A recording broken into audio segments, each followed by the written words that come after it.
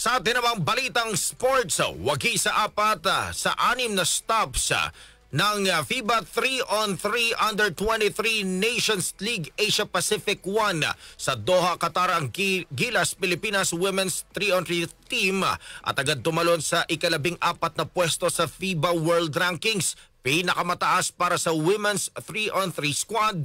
Dahil sa impresibong kampanya, otomatikong nakakuha ng pwesto ang Gilas sa 2025 FIBA 3-on-3 Under-23 World Cup na gaganapin sa China.